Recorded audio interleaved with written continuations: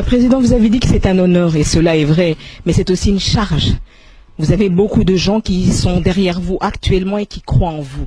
Et si nous voyons un peu ce qui est en train de se passer aujourd'hui au sein de la République, on sent qu'il y a vraiment un laisser-aller au sein de l'opposition. Qui est opposé aujourd'hui, qui ne l'est pas? Est-ce que l'opposition est-elle unie?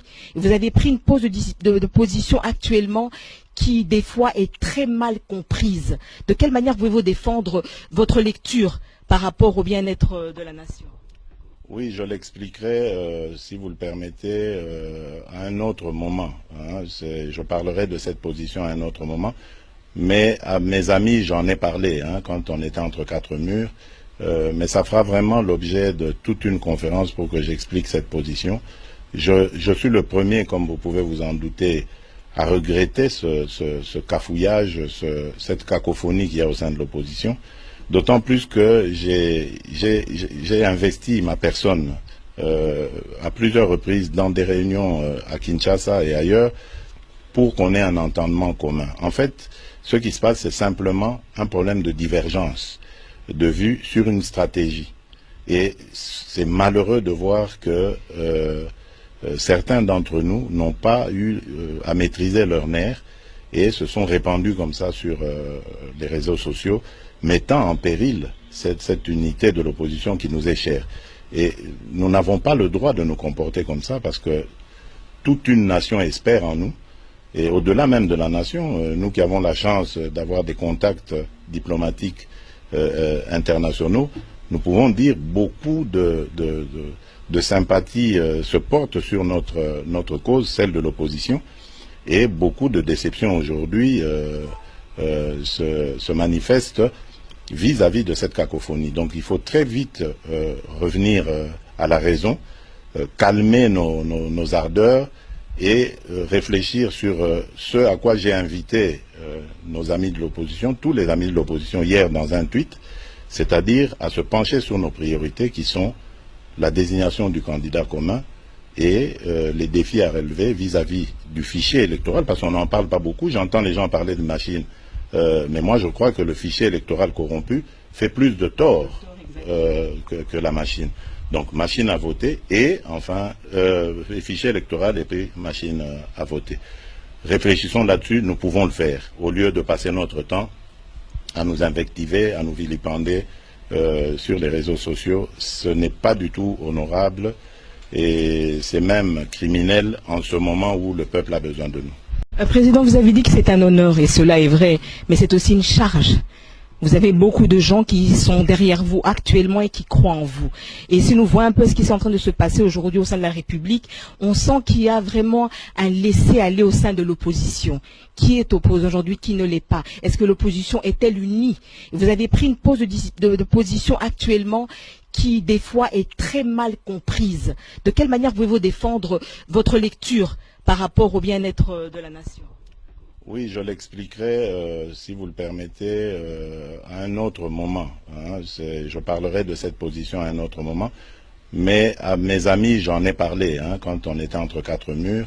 Mais ça fera vraiment l'objet de toute une conférence pour que j'explique cette position. Je suis le premier, comme vous pouvez vous en douter, à regretter ce cafouillage, cette cacophonie qu'il y a au sein de l'opposition.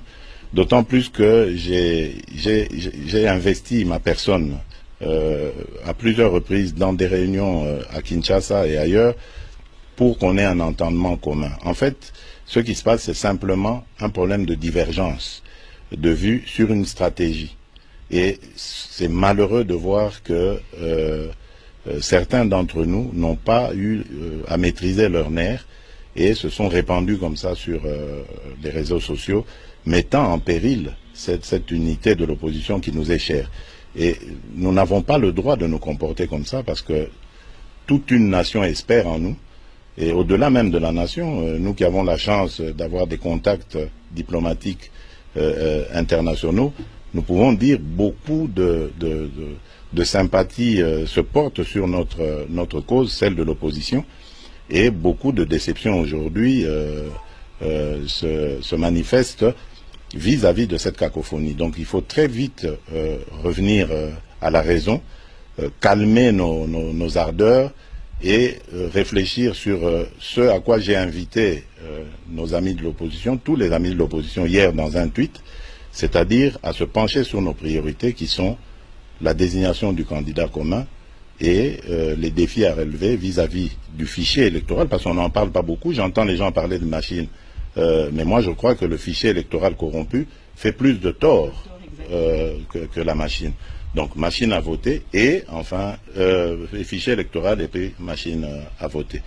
Réfléchissons là-dessus, nous pouvons le faire, au lieu de passer notre temps à nous invectiver, à nous vilipender sur les réseaux sociaux. Ce n'est pas du tout honorable et c'est même criminel en ce moment où le peuple a besoin de nous. Pour tirer le peuple congolais de la situation ridicule qu'il est en train de vivre aujourd'hui alors qu'il ne le mérite pas. Est-ce que la CENI aujourd'hui, avant la date du 23, a votre soutien? Notre soutien à la CENI s'exprime en termes de collaboration. À travers notre commission Justice et Paix, nous sommes en contact.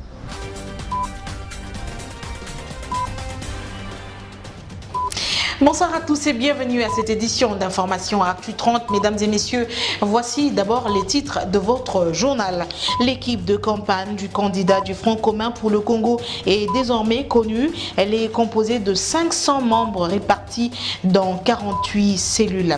Les membres de l'équipe de campagne de Ramazani Chadari ont été présentés ce samedi 3 novembre 2018 au chapiteau de Pullman Hotel. Invité du journal, le nouvel archevêque de Kinshasa, Monseigneur Fridolin Mbongo, dans une interview exclusive accordée à Actu 30, il évoque ses rapports avec les autorités politiques congolaises. Ce que sera sa mission en tant qu'archevêque de Kinshasa.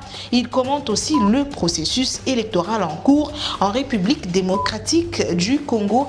Voilà pour les titres de cette édition. Bienvenue à tous et à chacun. Merci de nous avoir choisis pour vous informer. L'équipe de campagne du candidat du Front commun pour le Congo est désormais connue. C'est une équipe de 500 membres, des membres issus de toutes les 26 provinces de la République démocratique du Congo, répartis dans 48 cellules différentes. Chacune des cellules sera présidée ou dirigée par un coordonnateur, assisté d'un rapporteur adjoint, ainsi que des membres qui varient entre 15 et 20. Suivez ce condensé.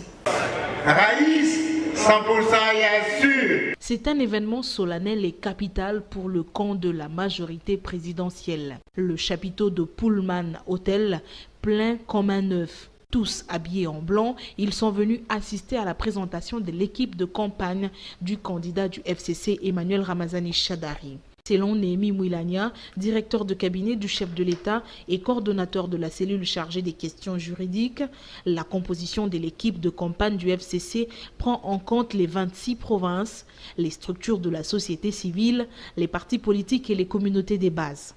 On note par exemple que Lambert Mende est nommé coordonnateur de la cellule chargée de la communication, Henri Mouva, coordonnateur de la cellule chargée de la décentralisation et sécurisation des candidats, Bienvenue Liota est nommé chargé de la cellule des réseaux sociaux, Évariste Bouchab va coordonner la cellule chargée du candidat commun du Front commun pour le Congo, Gaston Moussemena est nommé coordonnateur de la cellule chargée des milieux scolaires.